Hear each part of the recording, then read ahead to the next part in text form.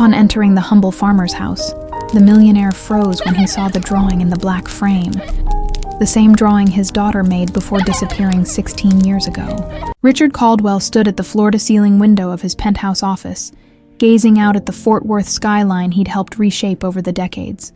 The late afternoon sun cast long shadows across the city, buildings gleaming like gold bars stacked against the Texas sky.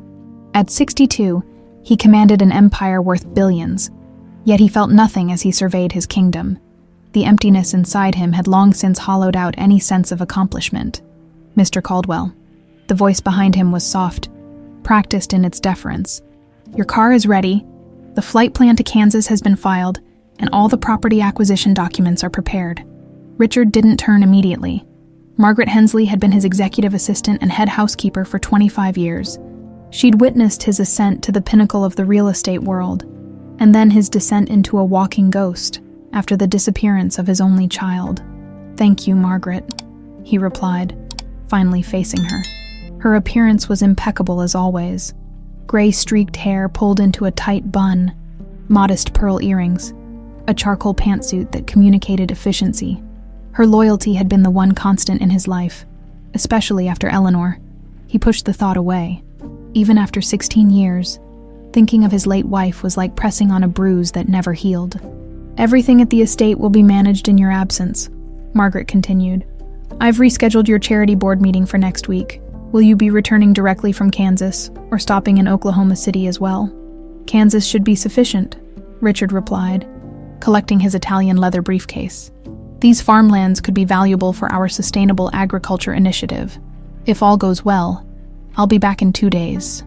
Margaret nodded, moving ahead to open the door for him. "I've packed your medication and prepared your favorite sandwiches for the flight. Turkey with cranberry, cut diagonally." A small smile crept across her thin lips. "Just the way you like them. You think of everything, don't you?" Richard said, not unkindly. "It's my job to take care of you, Richard." For a brief moment, her professional demeanor slipped, revealing something warmer, more personal in her gaze. Someone has to. The private elevator whisked them down 82 floors in perfect silence. Richard's mind drifted to the photograph in his wallet. A school portrait of Grace taken just weeks before she vanished. 8 years old, with her mother's emerald eyes and his stubborn chin, dark hair and pigtails, one front tooth missing in her wide smile. September 18th, 2009. A beautiful fall day that had started like any other, and ended with his world shattered beyond repair. In the underground parking garage, his driver held the door of the black Bentley open. Margaret placed his briefcase carefully on the seat beside him. "I'll call you when I land," he said, settling into the leather interior. "I'll be waiting," she replied, and for a moment, her hand lingered on the door, just inches from his shoulder. "Safe travels, Richard." The Bentley pulled away, and Richard watched through the tinted window as Margaret's figure grew smaller, standing perfectly straight until he was out of sight. The Caldwell estate sprawled across 5 acres of prime Fort Worth real estate. As the car wound up the long driveway, Richard gazed dispassionately at the manicured gardens, the marble fountain, the colonial-style mansion with its imposing columns. It had been featured in architectural magazines, praised as a modern masterpiece with historical sensibilities. To Richard, it was simply the mausoleum where he stored his grief. He'd built it for Eleanor and Grace, the dream home his wife had sketched out on napkins during their early years together. Now it echoed with absence, each room preserved like a museum exhibit of a life interrupted. Grace's bedroom remained untouched, her stuffed animals arranged on the bed, waiting for an owner who never returned. Inside, the house was spotless as always. Margaret ran a tight ship with the small army of staff who maintained the property. Fresh flowers, lilies, Eleanor's favorite, adorned the entryway table. The scent made Richard's chest tighten. Had he asked for lilies? He couldn't remember. Margaret simply knew these things, anticipated his needs before he recognized them himself. He climbed the grand staircase to his bedroom suite, where his luggage for Kansas had been meticulously packed. Opening his closet, he reached for the small safe hidden behind his suits. Inside lay a worn manila folder labeled Grace in his handwriting. Though every document was digitized and stored securely on his private server, Richard preferred the tangible evidence, the police reports, the witness statements, the ransom note that had led nowhere, the private investigator bills that had mounted for years without results. Most precious of all was the small sketchbook Grace had been drawing constantly in the months before she disappeared, filling pages with colorful scenes. Their house, flowers from the garden, a fantasy castle where she claimed to live in another life. He turned to the final drawing she'd completed. Their house, sunny yellow against a blue sky, with red flowers dotting the lawn and a smiling sun in the corner. In the right corner, she'd signed it, Grace, 8 years, with a small heart beside her name. The house in the drawing no longer matched reality. After Eleanor's death, 3 years to the day after Grace's disappearance, Richard had the entire exterior repainted from yellow to a somber gray. The red flower beds were replaced with sculptural boxwoods that required minimal maintenance and evoked no painful memories. He returned the folder to the safe, locked it, and sat heavily on the edge of his king-sized bed. Eleanor had never slept in this room. She'd never seen the house completed. After Grace disappeared, she'd retreated into herself, the vivacious woman he'd married fading like a photograph left in sunlight. The doctors called it complicated grief, prescribed medications that left her hollow-eyed and distant. In the end, her heart simply stopped one night. The medical examiner called it natural causes, but Richard knew she'd died of a broken heart, the one injury his billions couldn't heal. His phone vibrated with a text from his pilot. Cleared for takeoff in 30. Weather optimal. Richard stood, straightening his posture by force of habit. Another acquisition, another addition to an empire that meant nothing. But work was the only thing that dulled the constant ache. For 16 years, he'd thrown himself into building Caldwell Enterprises into a juggernaut, as if success could fill the void left by his family. As he descended the stairs, he caught a glimpse of himself in the entryway mirror. His hair had gone completely silver, deep lines carved around his eyes and mouth. He barely recognized the man staring back at him, this shell who moved through the world on autopilot, accumulating wealth he had no heir to inherit. Outside, the driver took his bag, and Richard cast one last glance at the house before ducking into the car. The property documents for Kansas sat in his briefcase. Photos of fertile land, projections of agricultural potential, background on the current owner, Emma Brooks, 24, sole proprietor after inheriting from adoptive grandfather. Just another business transaction, just another distraction.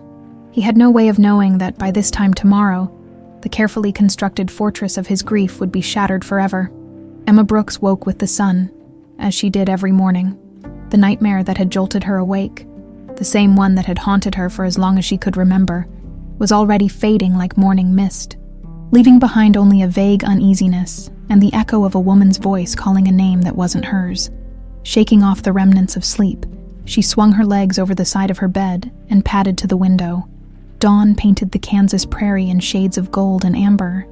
The wheat fields stretched toward the horizon, swaying gently in the early morning breeze. This land had been her anchor for as long as she had memories.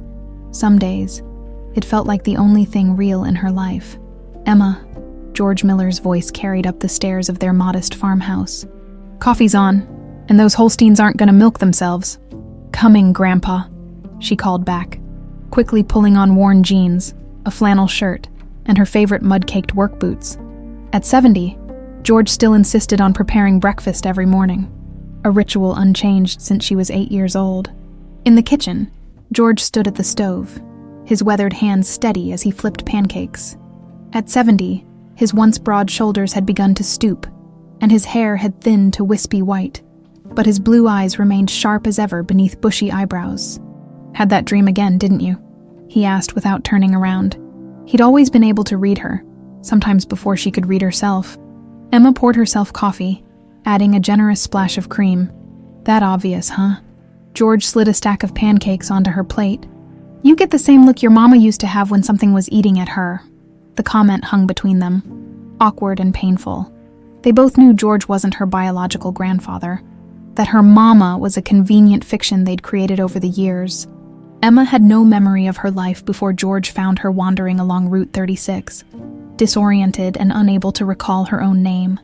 The authorities had searched for her family, but with no missing persons reports matching her description, and no memory to guide them. The case eventually went cold. George, a widower who'd lost his only daughter years before, had taken her in temporarily. Temporary became permanent when no one claimed her, and he legally adopted her at 9, naming her Emma after his late wife. "Maybe we should talk to Dr. Phillips again," George suggested, sitting across from her with his own breakfast. "Those nightmares have been getting worse since your birthday." Emma shook her head, mouth full of pancake. "I'm fine," she insisted after swallowing. "Besides, we've got more important things to worry about. That real estate developer from Texas is coming today. Remember? The one who's been buying up all the farmland around here." George's expression darkened. "Caldwell Enterprises, I remember." He set his fork down. "Emma, you know we don't have to sell. The farm's doing all right. The farm is barely breaking even, and you know it." Emma's voice was gentle but firm. "The drought last summer hit us hard, and the irrigation system needs a complete overhaul. We can't afford another bad year." The reality of their situation hung heavy in the room. The Millers had never been wealthy, but they'd managed, now, with commodity prices fluctuating and corporate farms squeezing out the independents. Their future looked increasingly precarious. "I'm just saying we should hear what he has to offer," Emma continued. "It doesn't mean we're selling, just listening." George nodded reluctantly. "You always were the practical one." He checked his watch. "Caldwell's supposed to be here at 11.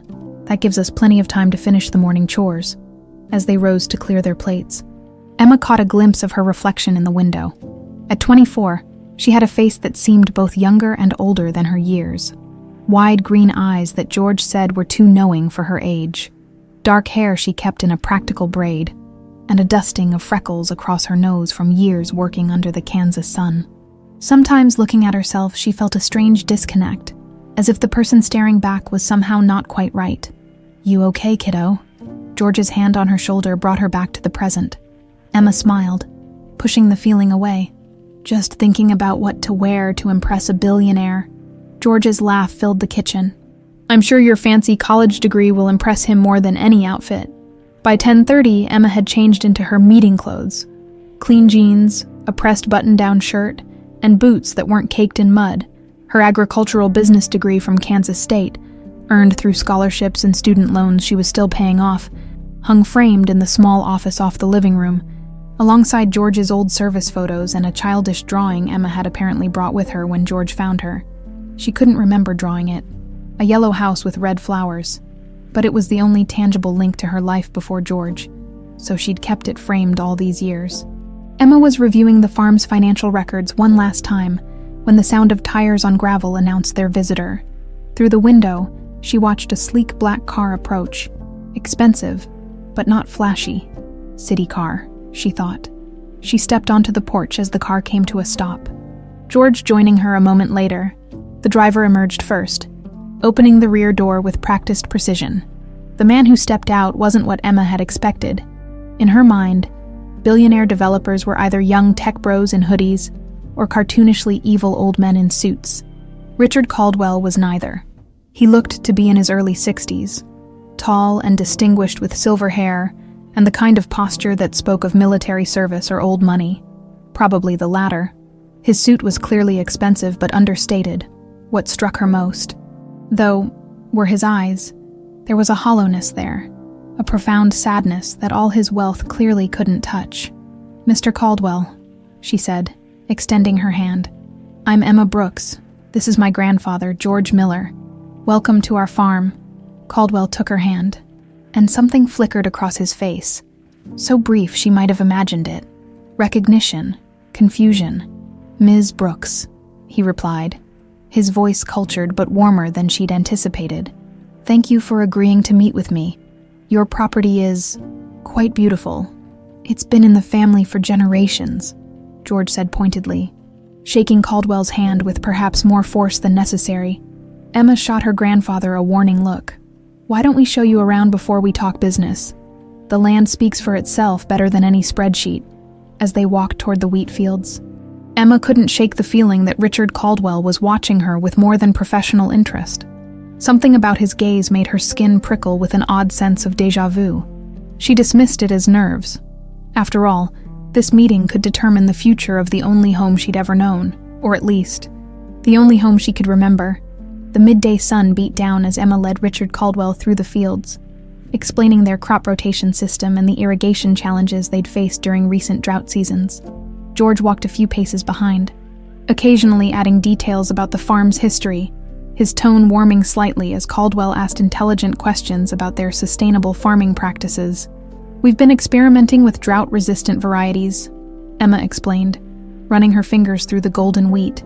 "The yields are promising, but the startup cost for the full transition would be significant." Caldwell nodded, his attention seemingly split between her words and her face. Several times, Emma caught him studying her with an intensity that made her uncomfortable. "You mentioned you inherited this farm," he asked suddenly. "From my parents," she answered automatically. The simplest version of a complicated truth. George cleared his throat. "Emma's been running this place practically since she was a teenager. Got her degree in agricultural business to modernize our operations. Smart as a whip, this one." Pride colored George's voice, and Emma smiled gratefully at him. "And your parents?" Caldwell pressed. "That's not relevant to our discussion about the property." "Mr. Caldwell?" Emma replied, more sharply than she'd intended. An awkward silence fell over the trio. Emma immediately regretted her tone. Alienating a potential buyer wasn't smart business, but something about Caldwell's questions felt invasive, almost personal. "I apologize," Caldwell said finally. "You're right, of course. Shall we discuss the specifics of the property?" As they walked back toward the house, Emma noticed Caldwell's gaze lingering on the farmhouse. A modest 2-story structure with a wide front porch and weathered wooden siding. Nothing special compared to what a man like him must be used to. Yet he seemed captivated. "Would you like some coffee?" Emma offered when they reached the porch. "We can go over the paperwork inside." "That would be lovely, thank you," Caldwell replied. Inside, George excused himself to make coffee, while Emma led Caldwell to the small living room. The space was simple but comfortable. A worn leather sofa, a rocking chair by the window, bookshelves filled with agricultural references and dog-eared paperbacks. Family photos, all post-George, dotted the walls alongside landscape paintings by local artists. "Please, have a seat." Emma gestured to the sofa as she gathered financial documents from her desk in the corner. Caldwell remained standing. However, his attention caught by something on the far wall. Emma turned to follow his gaze and realized he was staring at the framed children's drawing. The yellow house with the red flowers and smiling sun. The color had drained from Caldwell's face. "Mr. Caldwell, are you all right?" Emma asked, concerned the older man might be having some kind of medical episode. He moved toward the drawing as if in a trance, his hand reaching out but stopping just short of touching the frame. "Where did you get this?" His voice was barely above a whisper. Emma frowned, confused by his reaction. "It's mine. I've had it since I was a child. May I?" His hand hovered near the frame, asking permission to take it down. Perplexed, Emma nodded. Caldwell carefully removed the frame from its hook and turned it over with trembling hands, opening the back to examine the original paper. His breathing had become shallow, and Emma was genuinely concerned he might collapse. "Mr. Caldwell, please sit down. Can I get you some water?" He ignored her, focused entirely on the drawing. In the bottom right corner was a childish signature. Grace, 8 years, with a small heart drawn next to it. "This signature," Caldwell said, his voice breaking. "You said this drawing is yours." "According to my grandfather, I had it with me when he found me," Emma explained, increasingly uncomfortable. "I don't remember drawing it." "Found you?" Caldwell's eyes shot up to meet hers. Intense and suddenly desperate, the coffee cups clattered as George entered the room, immediately sensing the tension. "What's going on here?" Caldwell turned to George, the drawing still in his hands. "You found her. When? Where?" George set the coffee tray down carefully, his posture stiffening.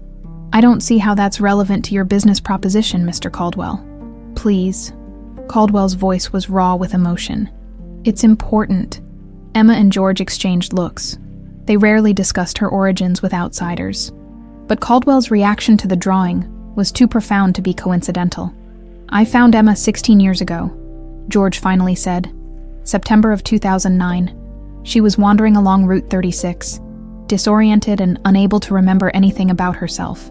Caldwell's legs seemed to give out, and he sank onto the sofa, still clutching the frame. "September 2009, he repeated. Was it the 18th? The precision of the date hung in the air like an electrical charge. Emma felt goosebumps rise on her arms. "How did you know that?" George asked, voice low with suspicion. Instead of answering, Caldwell pulled out his wallet with unsteady hands. From it, he extracted a worn school photograph of a young girl with dark hair and green eyes startlingly similar to Emma's own. "This is my daughter." "Grace?" Caldwell said, his voice cracking. "She disappeared on September 18th, 2009. She was 8 years old." The room seemed to tilt beneath Emma's feet. She reached for the back of a chair to steady herself. "That's not possible," she whispered. But even as she said it, her eyes darted between the photograph and the signature on the drawing. The resemblance between the child in the photo and her own childhood pictures was undeniable. "Grace loved to draw," Caldwell continued, words tumbling out now. "Houses, always with yellow walls because that's what our home looked like before. Before she vanished, she always signed her drawings the same way, her name, her age, and a little heart." George moved to Emma's side, his arm encircling her shoulders protectively. "Now wait just a minute. You can't just walk in here and claim—" "I'm not claiming anything," Caldwell interrupted, though his eyes never left Emma's face. "But this drawing, it's hers. I'd know it anywhere. I have dozens like it at home." Emma felt as if she were drowning, her nightmares suddenly pressing in around the edges of her consciousness, fragments of memory she'd never been able to piece together. "This is crazy," she said, her voice sounding distant to her own ears. "I'm Emma Brooks. I've been Emma Brooks for 16 years. Before that," Caldwell pressed gently. "Do you remember anything before George found you?" Emma looked to George, whose face had gone ashen. "Grandpa, Emma was traumatized when I found her," George said defensively. "The doctors said her memory loss was protective, her mind shielding her from something terrible. The authorities searched for her family. No one came forward." "We searched everywhere," Caldwell countered, anguish evident in every word. "Texas, Oklahoma, New Mexico. We never thought to look this far north. There was a ransom note. We thought she'd been taken for money." The implications of what Caldwell was suggesting crashed over Emma like a wave. If what he was saying was true, then everything she knew about herself was only part of the story. The identity she'd built over 16 years might be constructed on a foundation of someone else's life. Someone named Grace. "I think you should leave," she said suddenly, backing toward the door. "Please," Caldwell implored, rising from the sofa. "Just let me—" "She asked you to leave," George interjected firmly, moving between them. Caldwell looked defeated, but nodded slowly. "I understand this is overwhelming. Here's my card." He placed it on the coffee table beside the framed drawing. "Please, when you're ready to talk, call me, day or night." As he walked to the door, he paused, turning back with eyes full of a hope so painful it was almost unbearable to witness. "I've been looking for my daughter for 16 years. I never stopped looking." After Caldwell left, Emma stood frozen in the center of the living room, staring at the drawing that had hung on her wall for as long as she could remember. A drawing signed by a girl named Grace. Emma didn't sleep that night. How could she, when her entire identity had been called into question? She sat on her bed, surrounded by photo albums and school records, tangible evidence of her life as Emma Brooks, while holding Richard Caldwell's business card between trembling fingers. Around 3 a.m, she opened her laptop and typed "Grace Caldwell missing" into the search bar. Dozens of results appeared instantly. Newspaper articles, missing persons bulletins, and even a dedicated website, findinggrace.org, which had been maintained for over a decade. Her breath caught as she clicked on the first image result, a school portrait identical to the one Caldwell had shown her. Alongside an age-progressed rendering of what Grace might look like now, the computer-generated image wasn't perfect, but the resemblance to her own reflection was unmistakable. "Oh God," she whispered into the darkness of her bedroom. The articles told the story of 8-year-old Grace Caldwell, daughter of real estate magnate Richard Caldwell and his wife Eleanor, who vanished from a park near their home in Fort Worth, Texas. There had been a ransom demand, but the kidnappers never made contact after the initial note. The case had garnered national attention, with the Caldwells offering $1 million reward for information leading to their daughter's return. 3 years after the disappearance, Eleanor Caldwell died of heart failure.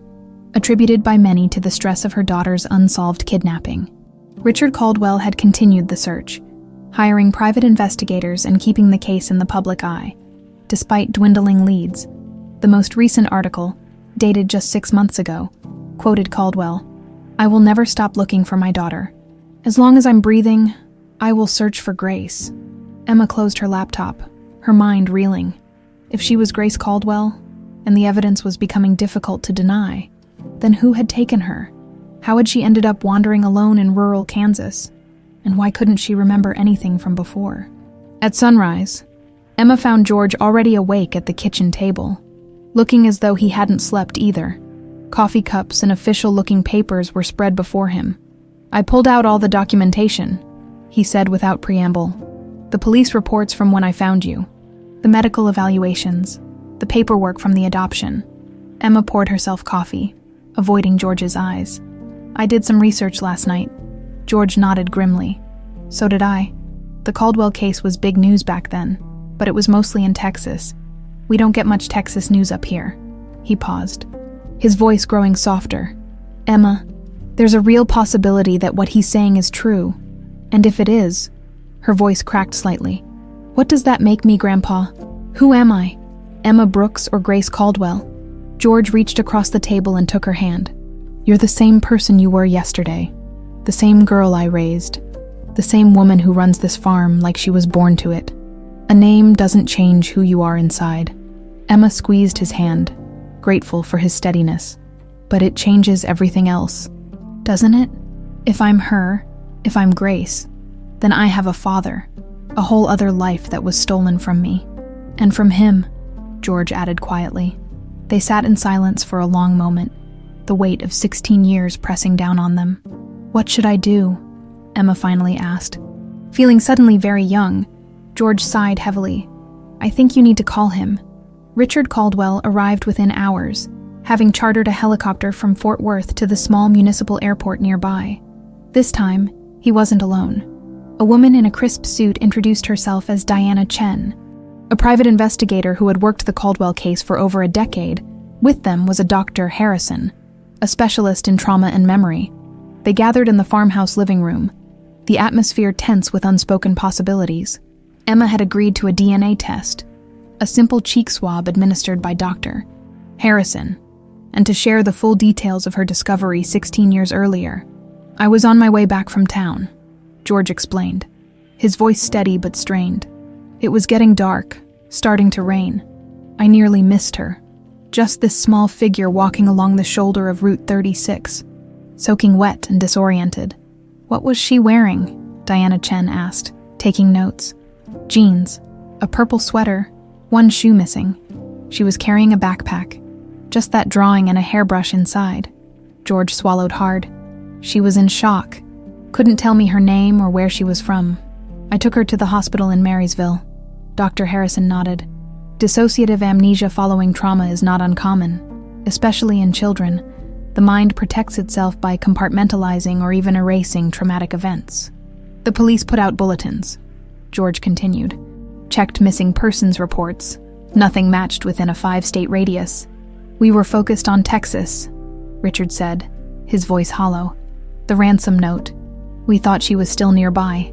Emma, who had been silent, finally spoke. "I have dreams, nightmares, really. They've never made sense. Just fragments. A woman's voice calling a name, being in a car with strangers, feeling terrified." Dr. Harrison leaned forward. "Those could be memory fragments trying to surface with proper therapy. It might be possible to recover more, though I must caution that memory recovery is complex and not always reliable." "What happens now?" Emma asked, looking between Richard and George. "The DNA results will take a few days," Diana explained. "But given the circumstantial evidence, the timeline, the drawing, the physical resemblance, I believe we're on solid ground." Richard, who had been remarkably composed given the circumstances, suddenly looked overwhelmed. "I never stopped looking," he said, his voice breaking. 16 years of dead ends and false hopes. "And now?" he trailed off, unable to continue, his eyes fixed on Emma, as if afraid she might disappear if he looked away. Emma felt torn between sympathy for this man who had lost so much and a fierce protectiveness of her life with George. "I need time," she said finally. It's too much to process all at once." "Of course," Richard nodded quickly. "Whatever you need. I've waited 16 years. I can wait a little longer."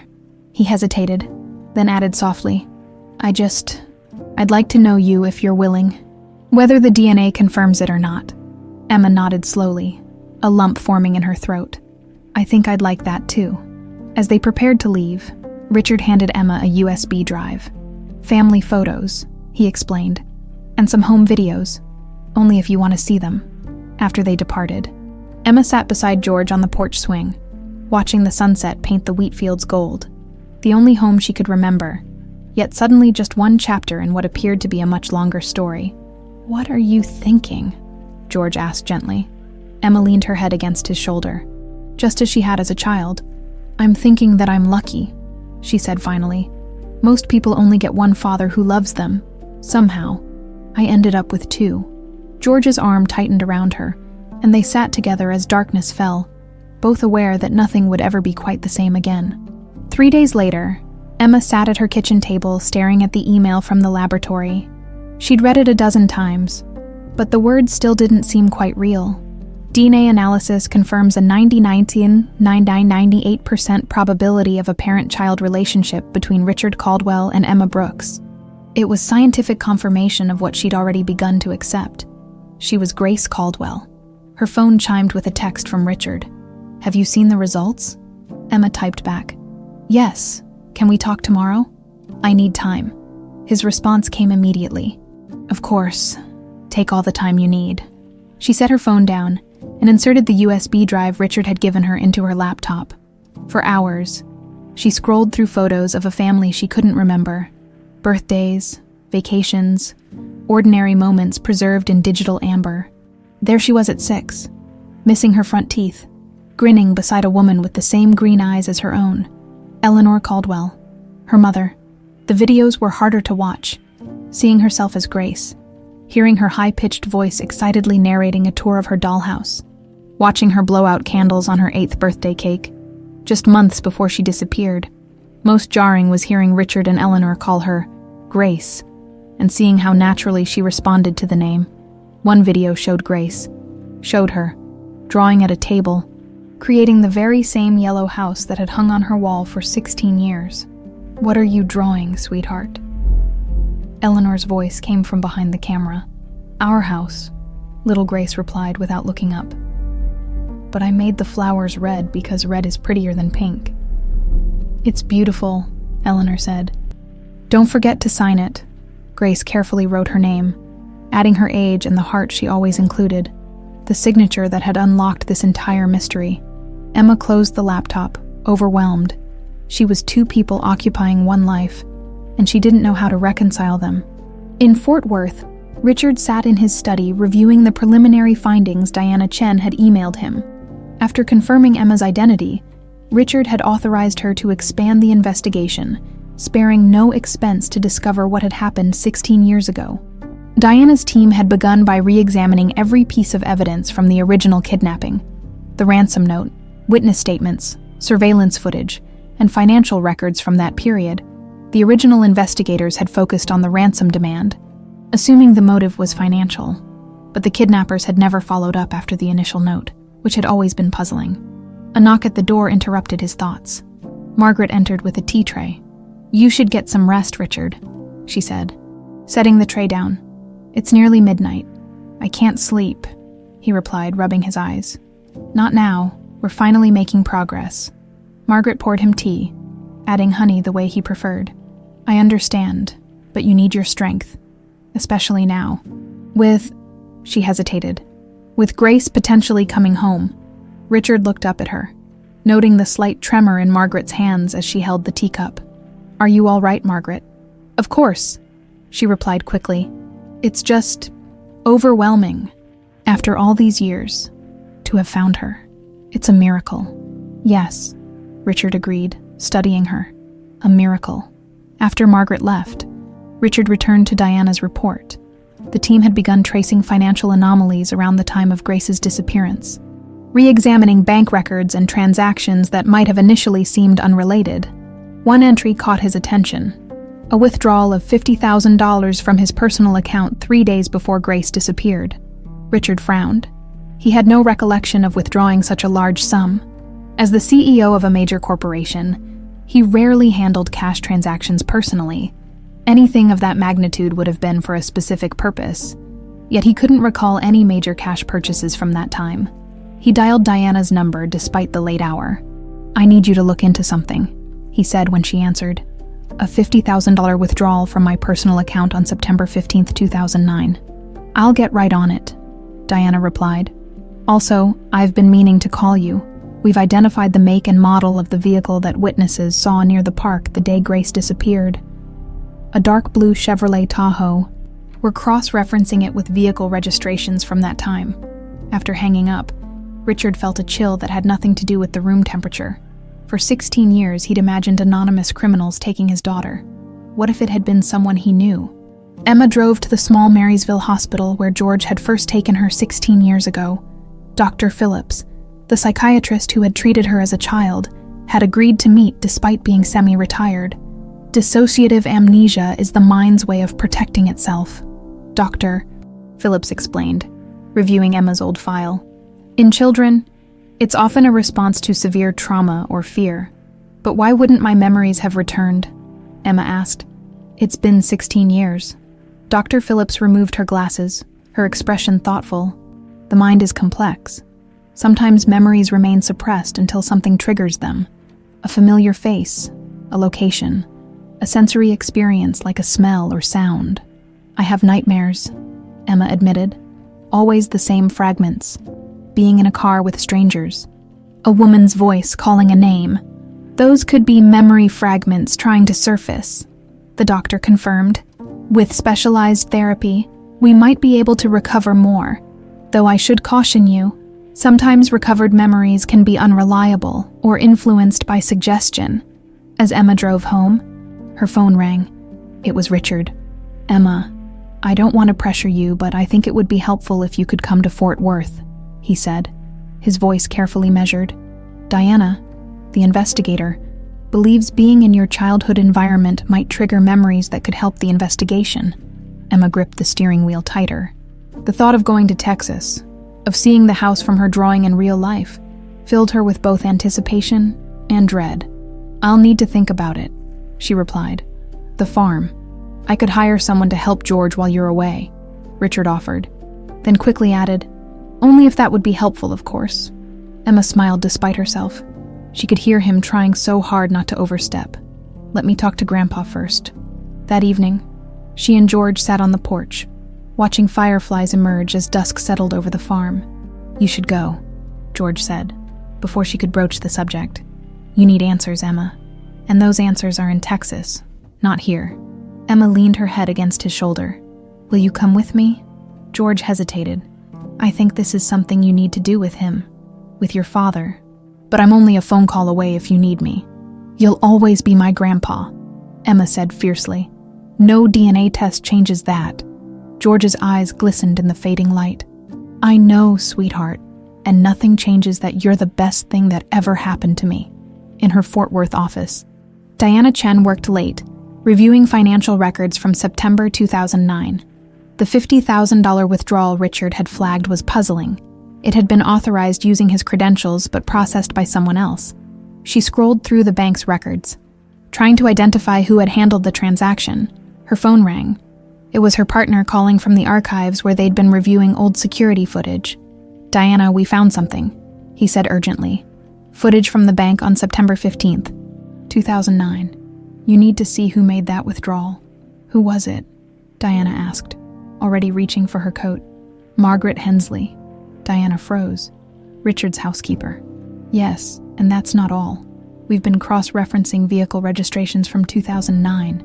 Guess who owned a dark blue Chevy Tahoe back then?" Diana felt her pulse quicken. "Margaret Hensley." "Exactly. And she sold it 2 days after Grace disappeared." Margaret Hensley arranged fresh lilies in the foyer, humming softly to herself through the window. She watched Richard pace the garden, phone pressed to his ear. His 5th call that morning, ever since he'd returned from Kansas. He'd been different, energized, hopeful, alive in a way she hadn't seen in 16 years. It unsettled her for days. He'd been closeted with that investigator, Diana Chen, reviewing old files and evidence. They'd barely acknowledged her presence when she brought them coffee or lunch, speaking in hushed tones that fell silent when she entered the room. "Margaret?" Richard's voice startled her. She hadn't heard him come in. "Yes, Richard." She turned, composing her features into the mask of concerned efficiency she'd perfected over decades. "Grace is coming tomorrow," he said, his eyes bright with an emotion Margaret hadn't seen since before the kidnapping. "She's agreed to spend a week here. I want everything to be perfect." Margaret's hand tightened around the vase. "Grace, you mean the girl from Kansas? It's confirmed then?"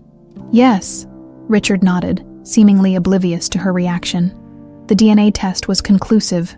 Emma is Grace." He paused, his expression softening. "Can you believe it, Margaret, after all these years?" "It's miraculous." Margaret managed, her mind racing. "What room should I prepare for her?" Richard hesitated. "I thought, her old room. But perhaps that would be too overwhelming. Maybe the blue guest suite instead." "I'll prepare both," Margaret said smoothly. "She can decide when she arrives." After Richard left, Margaret climbed the stairs to Grace's preserved bedroom. Everything remained exactly as it had been 16 years ago. The canopy bed with its pink comforter, stuffed animals arranged against the pillows, books and toys on the shelves, a shrine to the child who had vanished. Margaret sat on the edge of the bed, running her fingers over the comforter. Her thoughts drifted to that day in September, the careful planning, the whispered instructions to the men she'd hired, the dark satisfaction of watching the security footage as they approached Grace in the park. It wasn't supposed to happen that way. They were just supposed to scare Richard, to make him realize how much he needed Margaret.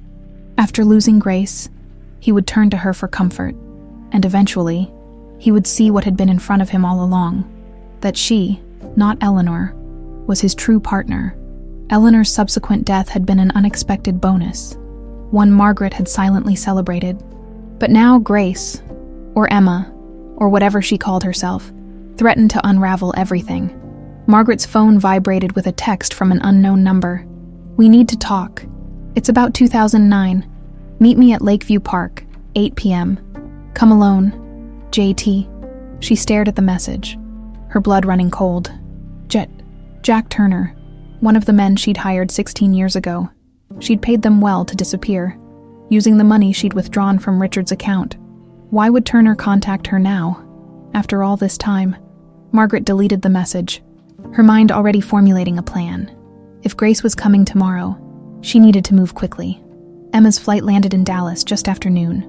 She'd barely slept on the plane, her mind too busy processing the surreal turn her life had taken a week ago. She'd been Emma Brooks, Kansas farmer with student loans and irrigation problems. Now she was Grace Caldwell, missing heiress found after 16 years. Richard waited at the gate, a nervous energy emanating from him. When he spotted her, his face lit up with such raw emotion that Emma felt a lump form in her throat. "Thank you for coming," he said simply, restraining himself from hugging her, which Emma appreciated, despite the DNA confirmation. She wasn't ready for that level of intimacy. "Thanks for arranging everything," she replied, adjusting her backpack. She'd packed light, just one small suitcase for the week. "George says the farmhand you hired seems competent." Richard nodded. "Diana will meet us at the house. She has some updates on the investigation during the drive from Dallas to Fort Worth." Emma watched the landscape change from urban sprawl to upscale suburbs. Richard pointed out landmarks, filling the silence with information about the city, carefully avoiding more personal topics. "That's Eleanor, your mother's favorite restaurant," he said, gesturing toward an elegant storefront. "They make this chocolate soufflé that she loved." Emma studied his profile, noting how he still spoke of Eleanor in the present tense sometimes. "What was she like?" "My mother?" Richard's hands tightened on the steering wheel. "Vibrant, intelligent. She had this laugh that could fill a room. You have her eyes," he added softly, "and her determination." As they approached an imposing wrought-iron gate, Richard pressed a button on his dashboard. The gate swung open to reveal a long, tree-lined driveway leading to a colonial-style mansion. Emma's breath caught. It was the house from her drawing, though painted gray now instead of yellow. "You changed the color," she murmured without thinking. Richard glanced at her sharply. "Yes. After Eleanor. After we lost you both. I couldn't bear the yellow. You remember it." "Not exactly," Emma admitted. "But I drew it. The yellow house with red flowers." As they pulled up to the front entrance, a middle-aged woman emerged from the house. Tall, thin, with gray-streaked hair pulled into a severe bun. Something about her made Emma's skin prickle with unease. "This is Margaret Hensley," Richard introduced as they exited the car. "She's been with our family for 25 years. Welcome home." "Miss Grace," Margaret said, her smile not quite reaching her eyes. "We're all so thrilled you've been found." Emma forced herself to extend her hand. "Thank you, though I still go by Emma if you don't mind." "Of course," Margaret replied smoothly, though her grip was slightly too tight. "Whatever makes you comfortable." Inside, the house was opulent, but sterile, lacking the lived-in warmth of the farmhouse. Emma followed Richard into a study where Diana Chen waited with folders spread across a large desk. "Emma, good to see you again," Diana greeted her. "I hope your flight was comfortable." "It was fine," Emma replied. "Richard mentioned you have updates." Diana nodded, her expression serious. "We've been re-examining evidence from your kidnapping. Focusing on financial transactions around that time, we've discovered some concerning anomalies." "What kind of anomalies?" Richard asked, tension evident in his voice. Diana hesitated, glancing toward the door where Margaret had disappeared. Lowering her voice, she continued, "A large cash withdrawal from your personal account 3 days before Grace disappeared, and we've identified a vehicle matching witness descriptions. A dark blue Chevy Tahoe that was sold immediately after the kidnapping." "Whose vehicle?" Emma asked, though something in the pit of her stomach already knew the answer, a memory trying to surface. "It was registered to Margaret Hensley," Diana said quietly. Richard collapsed into a chair, his face ashen. "Margaret, that's impossible. She's been loyal to this family for 25 years. There's more," Diana continued, pulling out several photographs. "We've identified the men who took Grace from the park using enhanced security footage. My team tracked one of them, Jack Turner, to Houston. He was arrested for an unrelated offense last year but released on parole. We're bringing him in for questioning tomorrow." Emma stared at the grainy photo of a man in his 40s. Something about his face triggered a flash of memory. Being lifted, struggling, a car door slamming. I think I remember him," she whispered, her hand moving unconsciously to her temple. Diana leaned forward. "If you're up for it, I'd like to take you to some significant locations tomorrow. The park where you disappeared, your elementary school. Being in these places might trigger more memories." Emma nodded, still processing the implication that Margaret, the woman who had just welcomed her home, might be responsible for destroying her family. "What do we do about Margaret in the meantime?" Richard asked, his voice hollow with betrayal. "Act normal," Diana advised. "We don't have enough concrete evidence yet, and if she suspects we know, she might run. My associate is watching her movements." Later that evening, as Margaret showed Emma to the blue guest suite, Emma couldn't help but study the older woman's face, searching for signs of the monster who might have orchestrated her kidnapping. Margaret moved efficiently around the room, explaining where everything was, her manner perfectly professional. "If you need anything at all, just let me know," Margaret said, pausing at the door. "It's so wonderful to have you home, Miss Grace. This house has been incomplete without you."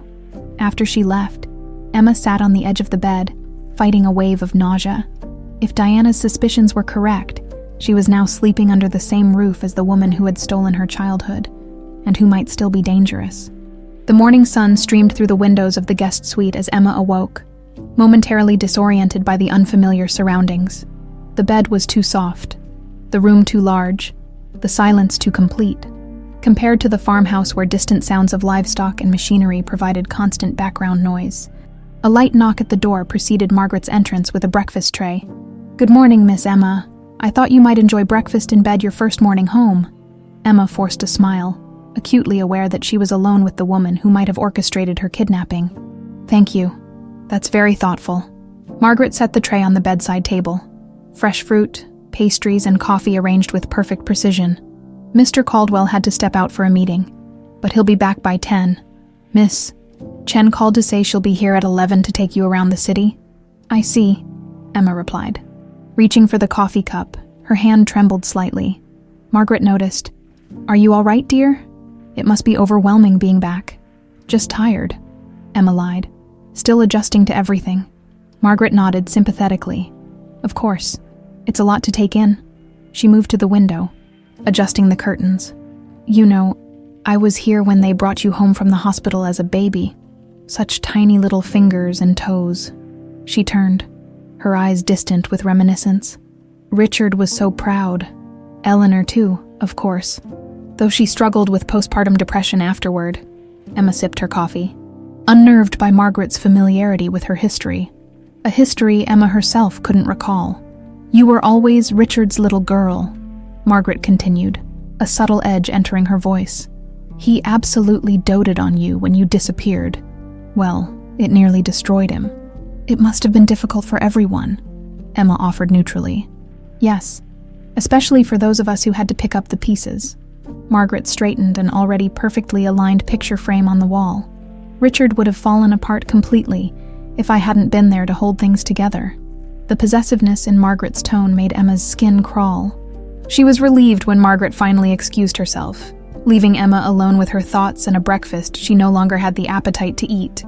At the Houston Police Department, Diana Chen sat across from Jack Turner in a sterile interrogation room. At 47, Turner looked older than his years, weathered by hard living, with sunken cheeks and nervous eyes that darted around the room. We know you were involved in the Grace Caldwell kidnapping, Jack, Diana said, sliding photographs across the table. We have enhanced security footage placing you at the park that day. We have your cell phone records showing calls to Margaret Hensley in the days before and after the kidnapping. Turner wiped sweat from his upper lip. I want a deal. That depends on what you have to offer, Diana countered. The statute of limitations hasn't expired on kidnapping, and if we can prove Margaret Hensley's involvement, you're looking at conspiracy charges as well. Turner leaned forward. It wasn't supposed to go down like that. We were just hired to scare the kid, maybe keep her overnight, make the dad sweat a little, you know. But when we picked her up, she recognized me. Recognized you, Diana pressed. Yeah, I'd done some landscaping work at the Caldwell estate. The kid saw me and said my name, freaked me out. Tom, my partner, panicked and knocked her out with something. When she came to, she was all confused, couldn't remember nothing. Diana kept her expression neutral despite her racing pulse. What happened next? Margaret, the housekeeper lady, she changed the plan. Said we had to get the kid far away, dump her somewhere she'd never find her way back. We drove north for a day and a half, but the kid was sick by then, crying, feverish. Tom and me, we ain't monsters, you know. So we left her where someone would find her quick, near a busy road in Kansas. And the ransom note, Margaret's idea. Said it would throw off the scent, make it look like a money thing. Turner shook his head. Lady paid us $50,000 each to disappear afterward. I moved to Houston, changed my name. Tom headed to Florida, I think. Why did she do it? Diana asked. What did Margaret have against Grace? Turner's laugh was bitter. Wasn't about the kid, was about the dad. Margaret was obsessed with him. Had this whole fantasy that they were meant to be together, said the wife and kid were obstacles to their destiny. He made air quotes with his fingers. Lady was certified crazy, but her money spent just fine. Diana pushed a legal pad across the table. Write down everything. Dates, locations. The full plan as Margaret explained it to you. Include Tom's full name and any details that might help us locate him. As Turner began writing, Diana stepped outside to call Richard. We've got Turner's confession, she said without preamble. It was Margaret, Richard. She orchestrated the whole thing. She was obsessed with you, wanted Eleanor and Grace out of the picture. There was a long silence before Richard spoke, his voice thick with emotion. I've been blind, so blind, all these years. She was right there, pretending to comfort me while... Richard listened carefully. Diana interrupted. Don't confront her yet. We need Tom Harris's testimony to corroborate Turner's statement. My team is locating him now. Just keep Emma away from Margaret as much as possible until we have everything in place. She's with Emma right now, Richard replied, panic edging his voice. Stay calm. Margaret doesn't know we suspect her. Just get home and make sure Emma isn't alone with her. That afternoon, Diana took Emma to several locations from her childhood.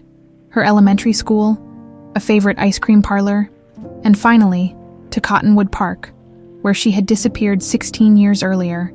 Emma stood at the edge of the playground, watching children play on equipment that must have been replaced several times since her childhood.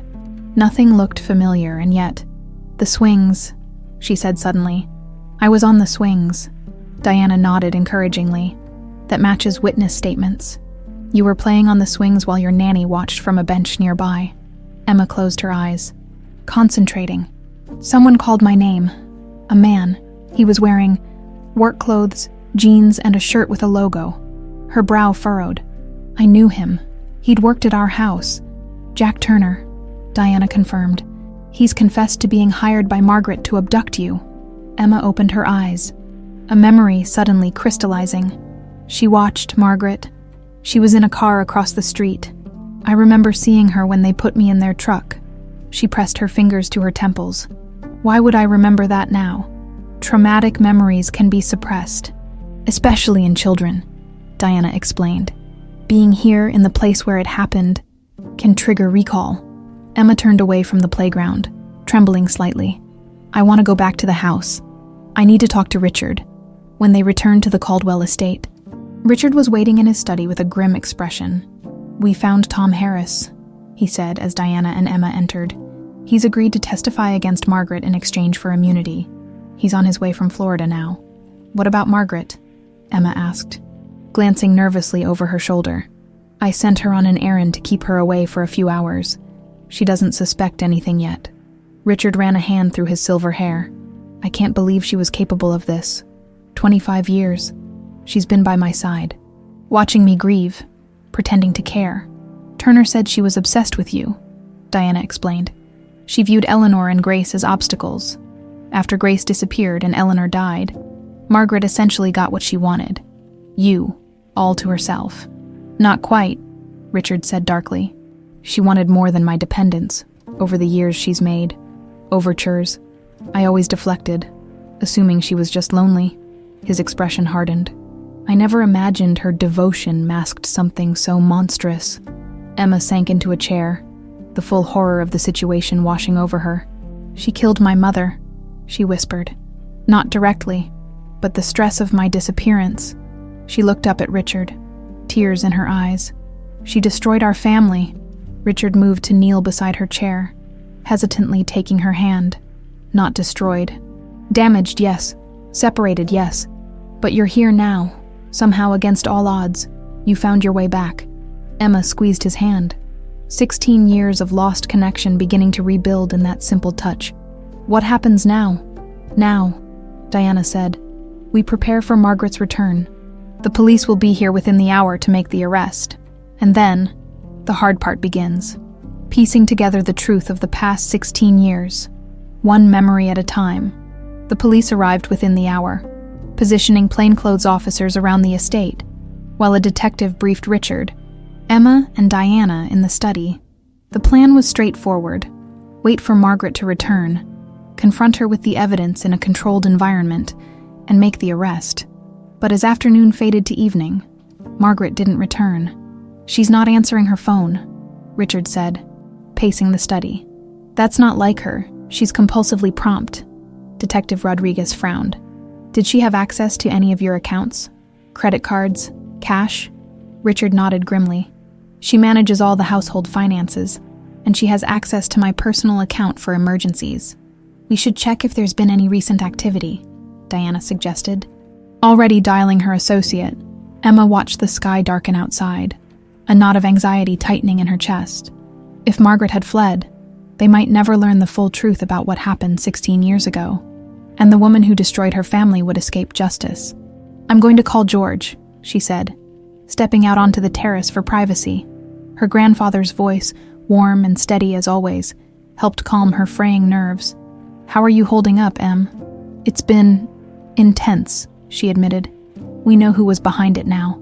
Margaret Hensley, Richard's housekeeper. But she's missing, possibly on the run. Jesus, George muttered. So what happens now? Police are looking for her. We're waiting here in case she returns, though that seems unlikely if she knows we're onto her. There was a pause before George spoke again. Emma, listen to me. If this woman orchestrated your kidnapping once, she might be dangerous. You need to be careful. I'm surrounded by police and private security, Emma assured him. I'm safe. I'm coming to Texas, George declared. First flight I can get tomorrow. Emma felt a wave of relief. Having George there would help ground her in the midst of this surreal situation. Thank you, Grandpa. I could use the support. When she returned inside, Diana was hanging up her phone, her expression grim. Margaret withdrew $100,000 cash from Richard's account this morning.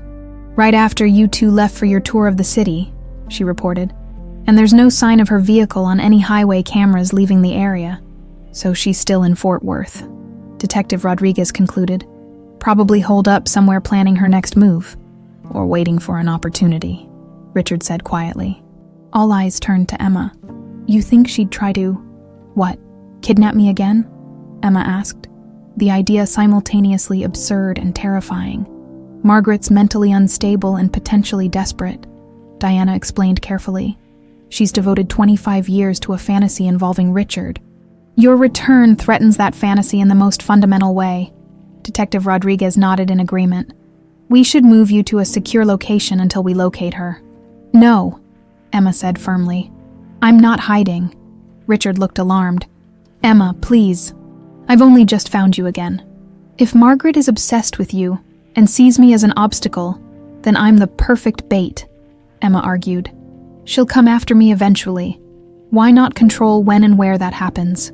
Absolutely not, Richard protested. It's too dangerous. It's not the worst idea, Diana said thoughtfully. With proper preparation and protection, a controlled confrontation could work. Detective Rodriguez considered this. We could set up a sting operation, make it known that Emma will be at a specific location. Heavily surveilled, of course.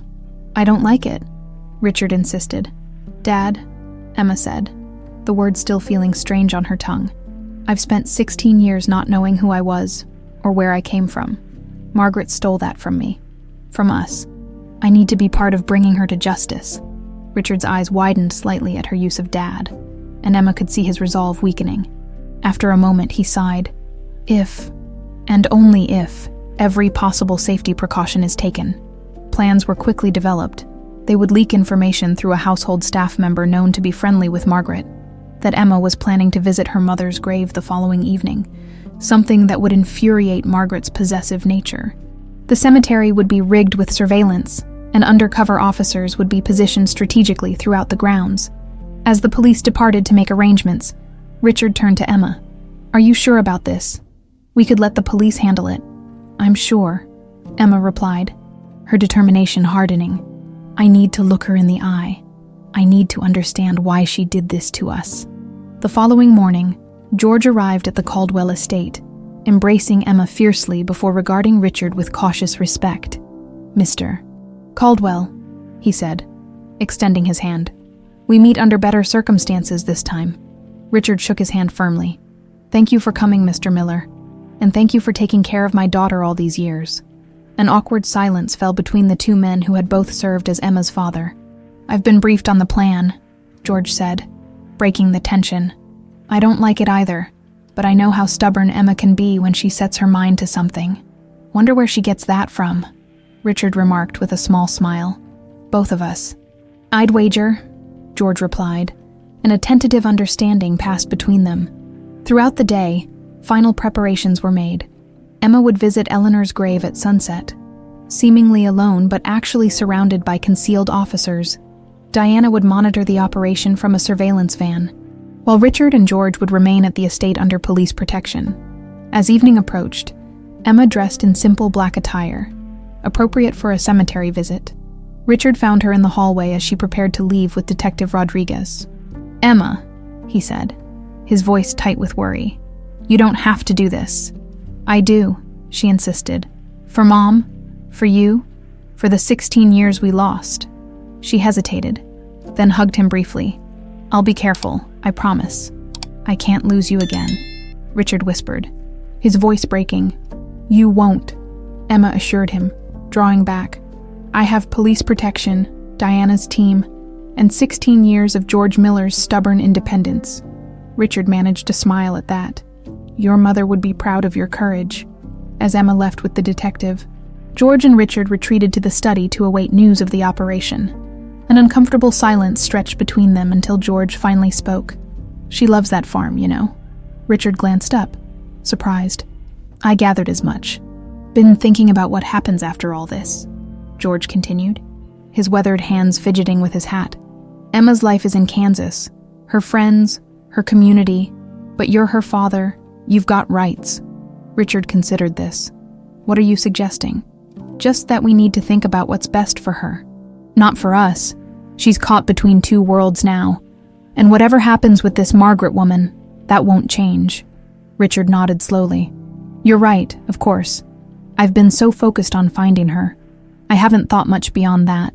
For what it's worth," George added, "she speaks highly of you, says you've been respectful, not pushing too hard." "I've waited 16 years, Richard replied simply. "I can be patient a little longer." Their conversation was interrupted by Diana calling Richard's phone with alarming news. Margaret had been spotted near the cemetery, but then disappeared before officers could intercept her. The operation was proceeding, but with heightened alert. "Should we call it off?" Richard asked anxiously. "Rodriguez doesn't think so," Diana replied. "We've doubled security around Emma. Every approach is covered." As Richard relayed this to George, a crack of thunder shook the windows. Rain began to fall, light at first, then quickly intensifying into a downpour. "Perfect," George muttered. "Limited visibility, noise cover from the storm." Richard's face paled. "We need to call them back." Before he could reach for his phone, the power in the house suddenly cut out, plunging the study into darkness. "That's not the storm," Richard said, reaching for his desk drawer where he kept a handgun. "That's too convenient." George moved to the window, peering out into the rain-drenched grounds. "You think she's here, at the house?" The cemetery was a diversion, Richard realized with horror. "She knew we'd send Emma there with protection. She wanted the house empty." A floorboard creaked in the hallway outside the study.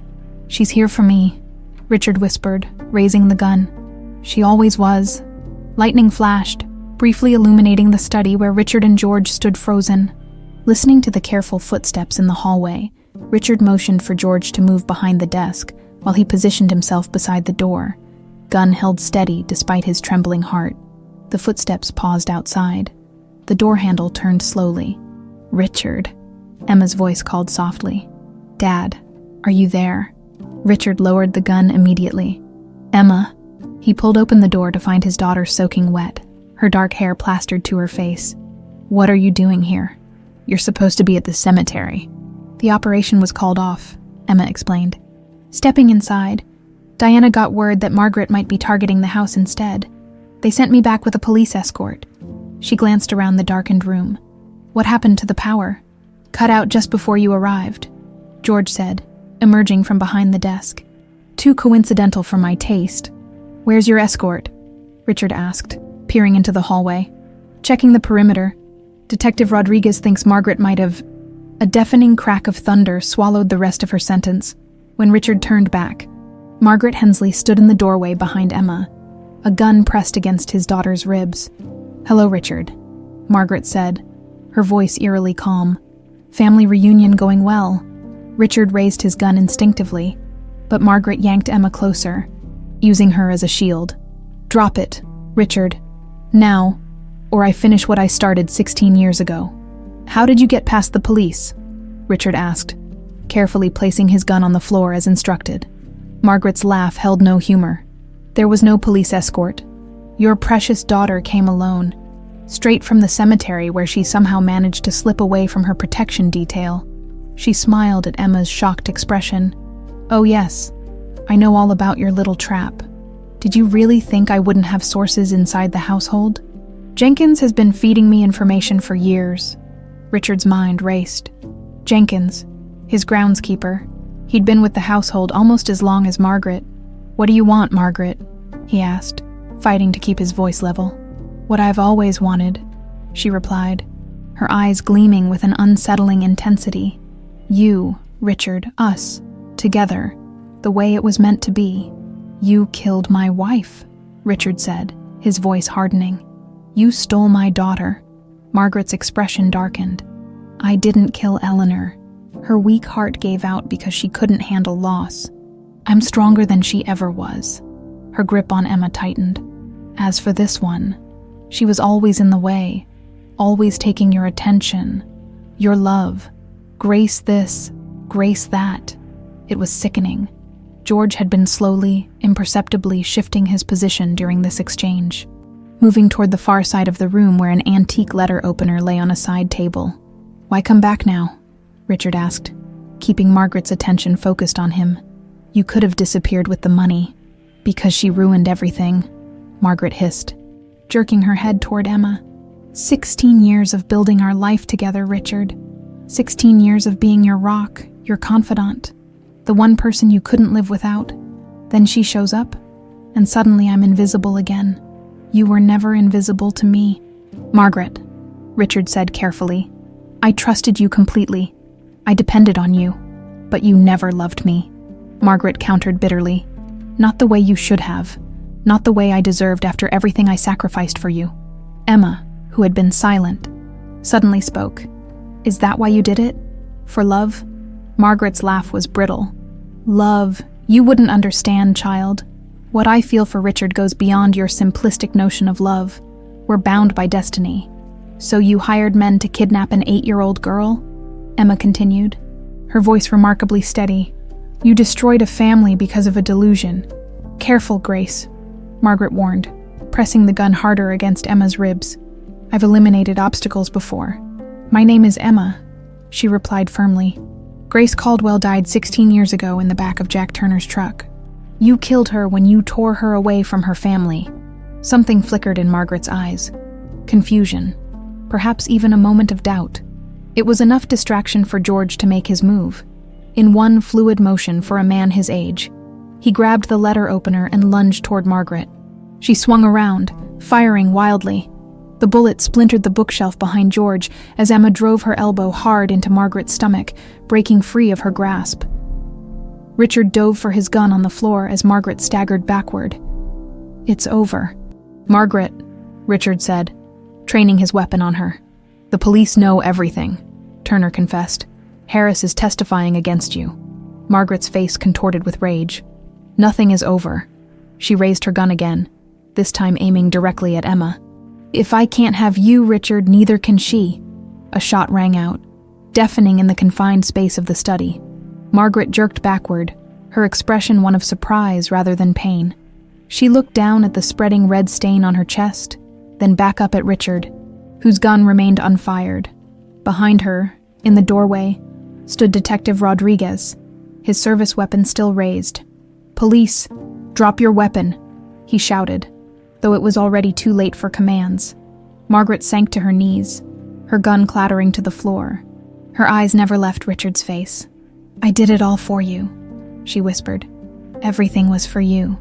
As officers rushed in, securing Margaret and calling for medical assistance, Emma collapsed into George's arms, her composure finally breaking. "It's all right, kiddo," he soothed, holding her close. "It's over now." Richard stood frozen, staring at the woman who had been his most trusted companion for 25 years, now being handcuffed as paramedics worked frantically to stabilize her. The magnitude of her betrayal, and his own blindness, was almost incomprehensible. "Richard," Detective Rodriguez approached, holstering his weapon. "We need to talk about what happened here." Emma gently extricated herself from George's embrace. "It was my fault. I left the cemetery without authorization. I was worried about my dad, about both of them." She glanced between Richard and George. "Margaret must have followed me. We'll sort it all out at the station," Rodriguez assured her. "The important thing is everyone's safe." As paramedics wheeled Margaret out on a gurney, she reached out weakly, grasping at Richard's sleeve. "Tell me you felt something," she pleaded, blood bubbling at the corner of her mouth. "All those years. Tell me it meant something." Richard looked down at her, This woman who had dedicated her life to a twisted fantasy, who had destroyed his family in pursuit of a love that existed only in her mind. He felt many things: anger, betrayal, disgust, but also a profound pity. "You meant something, Margaret," he said quietly, "just not what you wanted to mean." Her hand fell away as the paramedics continued their urgent work, rushing her toward the waiting ambulance. In the aftermath, as police secured the scene and restored power to the house, the three of them, Richard, Emma, and George, sat together in the kitchen, the storm still raging outside. No one spoke for a long while, each processing the night's events in their own way. Finally, Emma broke the silence. "I remember more now," she said softly. "Being in Turner's truck, Margaret watching from another car, being so scared." She looked up at Richard, her eyes filling with tears. "I remember calling for you, Dad, over and over." Richard reached across the table, taking her hand in his. "I never stopped looking for you, never stopped hoping." George cleared his throat. "You've got your father's determination, that's for sure. And his courage." Emma smiled through her tears, squeezing both men's hands. "I guess I got the best from both of my fathers." Outside, the storm began to subside, the thunder growing more distant, the rain softening to a gentle patter against the windows. Dawn was still hours away, but already, the darkness seemed less complete. 1 year later, the Kansas wheat fields shimmered gold under the late May sunshine, swaying gently in the breeze that carried the scent of fresh earth and growing things. Emma stood on the newly built deck of the farmhouse, surveying the expanded property that now included 3 times the original acreage and state-of-the-art sustainable farming equipment. "Quite a view," Richard said, joining her with 2 glasses of iced tea. "The irrigation system seems to be working perfectly." Emma accepted the glass with a smile. "The drought-resistant hybrids are thriving too. We might actually set a county yield record this year." Over the past year, Richard had invested substantially in the farm, transforming it from a struggling family operation to a model of modern sustainable agriculture. Emma continued to manage it, splitting her time between Kansas and Texas as she integrated her 2 lives. "George is running late," Emma noted, checking her watch. "That's not like him. He mentioned something about picking up a surprise," Richard replied. "Wouldn't tell me what it was." Their relationship had evolved over the months, from awkward rivals for Emma's affection to respectful collaborators in her life. Richard had come to appreciate George's straightforward wisdom and unfailing integrity, while George acknowledged the genuine love Richard had for his daughter. The sound of tires on gravel announced George's arrival. Emma smiled as she watched the older man carefully navigating his new truck, a gift from Richard that George had initially refused, but eventually accepted with gruff gratitude. "Sorry I'm late," George called as he climbed out, carrying a large flat package wrapped in brown paper. "Had to make a stop in town." Inside the renovated farmhouse, the 3 settled in the living room, where photographs now told the complete story of Emma's life. Childhood images of Grace with Richard and Eleanor, alongside pictures of Emma growing up with George. "So," George said, setting the package on the coffee table, "today's a special day." Emma exchanged puzzled glances with Richard. "It is. 1 year since everything changed," George reminded her. 1 year since you found your way back to being both Emma and Grace." He pushed the package toward her. Seemed worth marking the occasion. Emma unwrapped the paper to reveal a beautiful custom frame containing 2 items side by side: her childhood drawing of the yellow house with red flowers, and a recent photograph of the Caldwell mansion, now repainted its original yellow, with beds of red flowers lining the driveway. "Oh, Grandpa," Emma whispered, tears welling in her eyes. "The house in Fort Worth finally looks like home again," Richard said softly. "Just needed the right inspiration." Emma traced the frame gently. "Thank you, both of you, for everything." The past year had been a journey of healing and rediscovery. The trial of Margaret Hensley had concluded 3 months earlier, resulting in a 30-year sentence for kidnapping, conspiracy, and attempted murder. She had shown no remorse, maintaining until the end that everything she did had been out of love for Richard. Jack Turner received a reduced sentence for his cooperation, while Tom Harris was granted immunity in exchange for his testimony.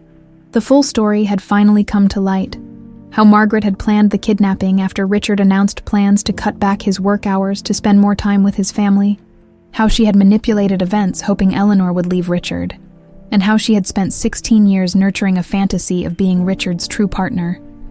For Emma, the months following Margaret's arrest had been filled with intensive therapy. Gradually recovering more fragments of her early childhood, she would never regain all the memories lost to trauma, but enough pieces had returned to bridge the gap between Grace and Emma, allowing her to embrace both identities. "I have something for you too," Richard said, pulling an envelope from his jacket. "The final paperwork. It's officially done." Emma opened the envelope, scanning the legal document inside. "Emma Grace Caldwell Brooks," she read aloud, savoring the name that honored both her histories. "Has a nice ring to it," George approved. "There's something else," Richard continued. "The Grace Caldwell Foundation is officially launching next month, a resource for families of missing children and support for those who've been recovered." Emma nodded, blinking back tears. They had discussed the foundation extensively, agreeing that something positive should come from their family's tragedy. "Mom would have liked that." "Speaking of the foundation," Richard said, clearing his throat, "the board was hoping you might consider taking a leadership role, if you're interested." "Me?" Emma looked surprised. "I'm not exactly qualified for nonprofit management." "You're exactly qualified," Richard countered gently. "You understand both sides, the families searching and the children trying to reclaim their identities. Plus, you have that agricultural business degree that's been working wonders here. Think about it." George encouraged. "The farm's running smooth enough now that you could spare the time, and you could do a lot of good." Emma smiled at the easy way George advocated for her expanded relationship with the Caldwell world. His generosity continued to humble her. "I'll think about it," she promised. As evening approached, they moved to the backyard where a small gathering was forming. A few trusted friends from both Kansas and Texas coming together to celebrate Emma's 25th birthday. Diana Chen arrived with her wife, followed by Dr. Phillips. Emma's longtime therapist, Richard's business associates, mingled with Emma's farm neighbors, creating an unusual but harmonious blend of her two worlds. As twilight softened the sky, Richard tapped a spoon against his glass, calling for attention. 25 years ago today, Eleanor and I welcomed a beautiful baby girl into the world," he began, his voice steady despite the emotion in his eyes. "We named her Grace, because she was the most graceful gift we'd ever received." Emma stood beside him, George on her other side, both men flanking her with supportive presence. 16 years ago, that gift was stolen from us," Richard continued. "Eleanor didn't live to see this day, but I know she would be immensely proud of the woman our daughter has become." He turned to look directly at Emma. "You carry your mother's strength, her compassion, and yes, her grace." He raised his glass higher. "But you also carry the integrity, resilience, and practical wisdom that George Miller instilled in you. You are, in every way, the best of both your families." Glasses were raised around the gathering as Richard concluded. "To Emma Grace Caldwell Brooks, beloved daughter, granddaughter, friend, and the brightest light in both our houses." "To Emma," the guests echoed later, as stars appeared in the Kansas sky and guests began to depart. Emma found herself alone on the deck with the framed drawing and photograph, the yellow house with its childish lines beside the elegant reality of the restored mansion. Different interpretations of the same home, both equally true in their own way, like her dual identity, Grace Caldwell, the lost heiress of a Texas fortune, and Emma Brooks, the practical Kansas farmer, two stories that had finally been woven into one coherent narrative. From inside came the sound of Richard and George laughing together, an occurrence that would have seemed impossible a year ago. Some wounds healed more completely than others. Emma thought briefly of Margaret, isolated in prison with nothing but her delusions for company. The woman had stolen 16 years from their family, yet had ultimately failed in her attempt to destroy them. In finding her way back, Emma had not only reclaimed her past but created something new and stronger. She ran her fingers over the simple heart that 8-year-old Grace had drawn beside her name, the signature that had eventually led her home, not to a place, but to the truth of who she was, a daughter of two fathers, a child of two worlds, whole at last.